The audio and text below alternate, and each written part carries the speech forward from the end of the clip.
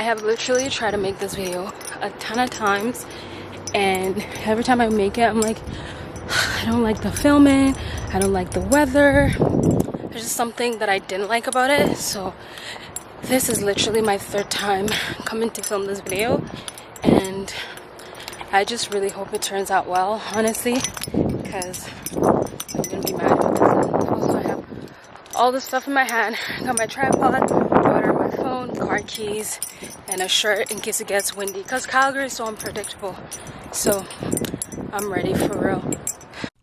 So the first thing I do to start off my workout, just as a warm-up, is high knees. So I usually do these, sometimes I do them timed for maybe 60 seconds, so 30 seconds each, and then I rest in between. But for this workout, I'm basically doing 10 reps on each leg and then times 3 sets.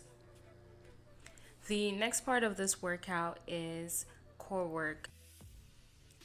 It is called a pike kick. This basically targets your obliques on either side depending on which leg you're kicking with. Just make sure to keep your core tight though when you're raising your legs and bringing it back to your elbows. And for this workout, I usually do about 10 reps per leg, and then I do that for an overall of 3 sets.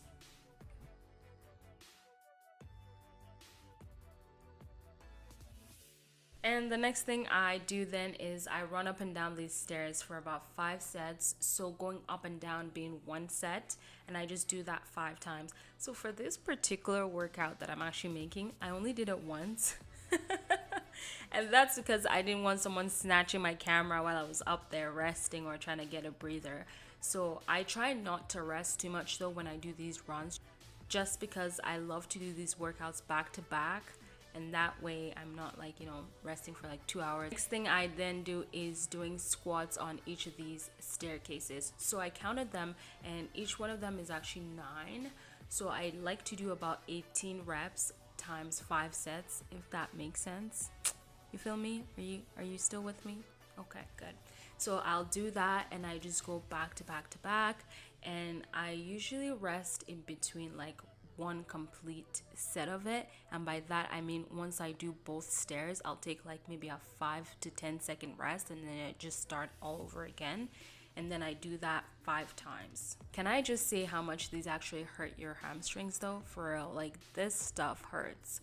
And I also have my feet kind of tilting out a little bit, and that's just because I needed to give myself balance every time I would hop on each step so I didn't fall back, as well as depth to be able to go low in each of those squats.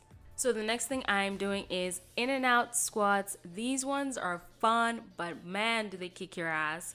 Also, I realized that this one might be a little harder for people who don't have really good knees, because every time you come in, it's harder to go down and get the depth.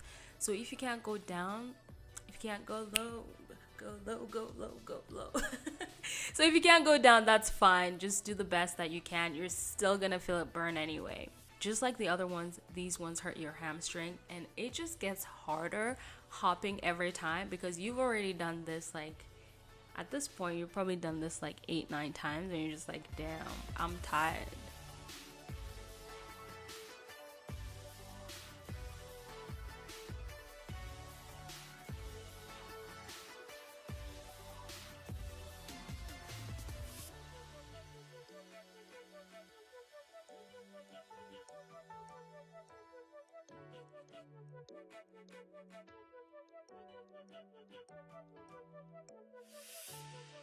The next workout I have is push-ups, but I'm doing these on an incline, as you can see.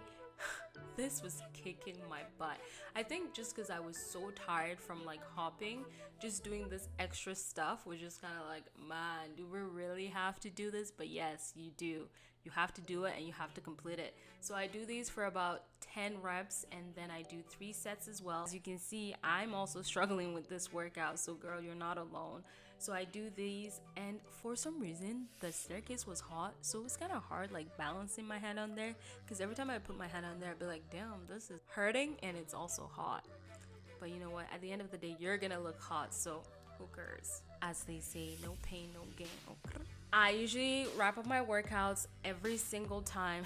That's a lie actually, but I try every single time to make sure that I stretch after my workouts. So this ones, I'm just stretching out my hamstrings, stretching out my back, stretching out my arms, stretching anything that can be stretched, just to make sure that I don't end up cramping, because I know there's been times where I don't stretch and I just end up cramping. So stretching is really important to prevent cramping and just to like release the soreness from your body. If you guys liked this video, don't forget to like, comment, and subscribe, and I'll see you guys in my next video. Bye!